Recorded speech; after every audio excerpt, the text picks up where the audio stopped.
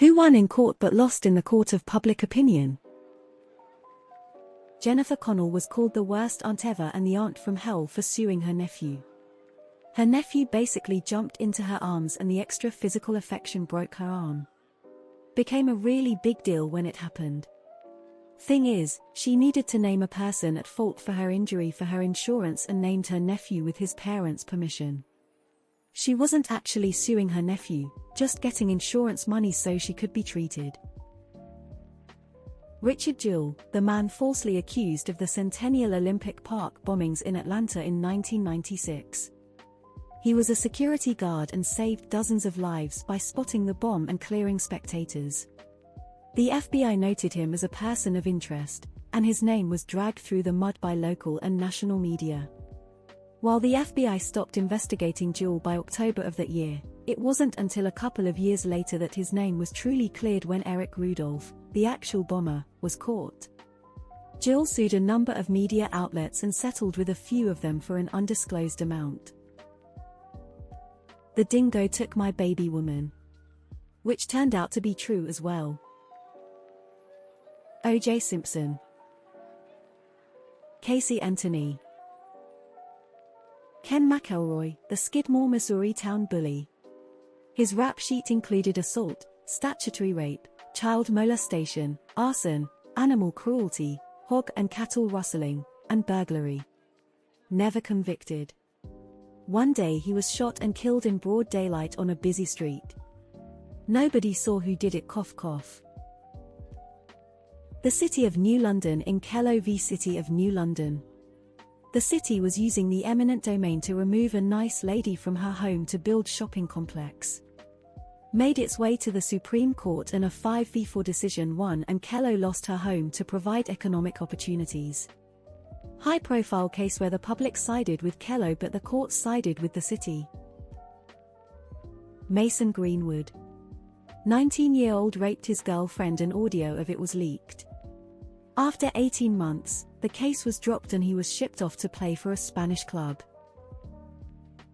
The woman who won a damages settlement from McDonald's for being burned by overly hot coffee.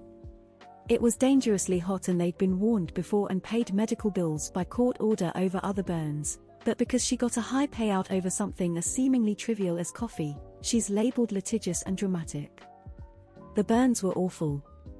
And by the way, McDonald's still has coffee that's dangerously hot. They were in the news a week or two ago for another burn case. Bill Cosby. I literally forget sometimes that his conviction was overturned and vacated. O.J. Casey Anthony, debatably Kala Homolka too cause she got a ridiculously light sentence. Jesse Ventura sued Chris Kyle for defamation but after Chris' death the lawsuit continued and people smeared Jesse for suing a dead man's wife. Jesse eventually got a settlement.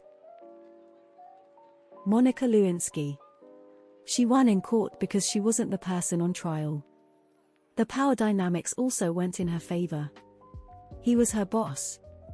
But yet, we still call it the Monica Lewinsky scandal and her name is still brought up in derogatory ways after all these years.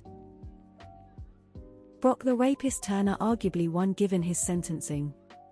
Ethan Couch, the affluenza kid. Edit: I was wrong.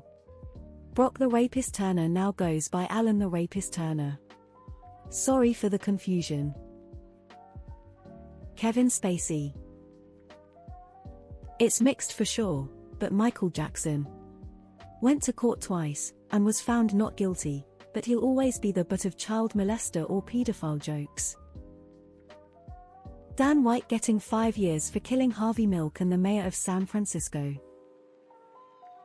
Stella Liebeck from the McDonald's coffee case. She won her case, but she became the face of frivolous lawsuits after McDonald's campaigned to discredit her. McDonald's policy was to serve coffee so hot that it could cause third-degree burns within seconds of contact with skin simply to discourage customers from getting refills. I'm here to predict Lizzo wins in courts but her image will never be the same, if she can win back the public opinion at all. Fatty Arbuckle. The first acquittal of the cops who beat Rodney King.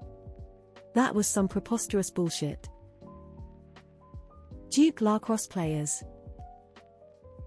O.J. Simpson.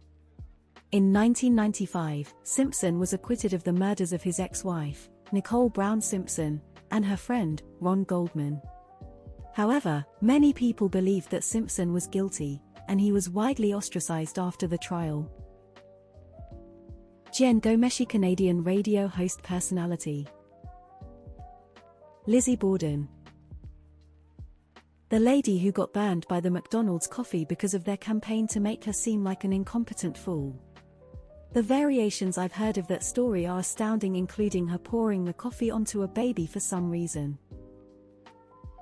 Convicted rapist Brock Turner got a slap on the wrist. Somehow both Amber Heard and Johnny Depp. David Goodwill raped a woman, not pursued due to insufficient evidence. Civil case convicted him, but couldn't put him on a sex register, ordered to pay victim, then declared bankruptcy. Can't get a game anywhere in the world. He tried to go to Australia and got hounded out. Lizzie Borden. The cops in her case were literally chastised for how terribly they did in the search. Her own statements were contradictory, and she was caught burning a dress because there was paint on it, and it was ruined. She was acquitted, but most people still think she did it. There's even a nursery rhyme about her murdering her stepmother and dad. Tim Heidecker. The State of Tennessee versus John Thomas Scopes, aka the Scopes Monkey Trial. John Scopes was found guilty of teaching evolution and fined $100, about $1,700 in today's money. The state won the court case, but ended up looking like assholes until now. I think now the same thing could happen again. That one McDonald's lady who sued because of how hot her coffee was. She was absolutely in the right because the coffee gave her third-degree burns, but McDonald's managed to twist the story so most people thought she was insane.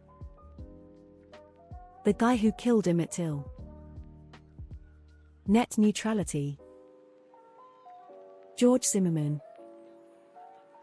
John Benet Ramsey's parents sure, they never were charged, but everyone was 100% sure they killed her. Media really went after them. DNA proved they didn't kill her. Her poor mom died with the world thinking she killed her daughter. There's still a stigma to that family, especially the son. Justin Roiland. Charges dropped, but his career is over. Monsanto. Elon Musk. I thought he was a genius when he got a head full of hair again, but when he insulted Vern Unsworth and won the lawsuit, that's it for me. That case in Mexico where a rapist was acquitted of rape because he didn't enjoy it. I guess the rapist's dad being a top cartel honcho had nothing to do with it then. The lady who sued McDonald. She won rightfully, but the public still shut on her and thought it was a petty suit. That lady who spilled McDonald's coffee on herself. She won in court, but the smear campaign still made her a joke in the public's eye. The McDonald's coffee lady. She was just wanting money for bills and therapy.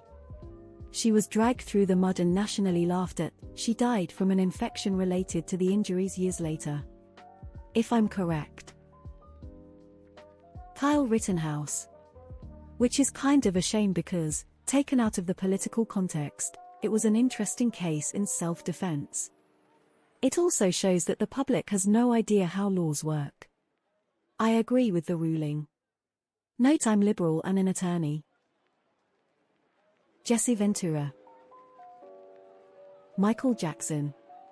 Was acquitted, but people are still funny about him. His episode of The Simpsons isn't even on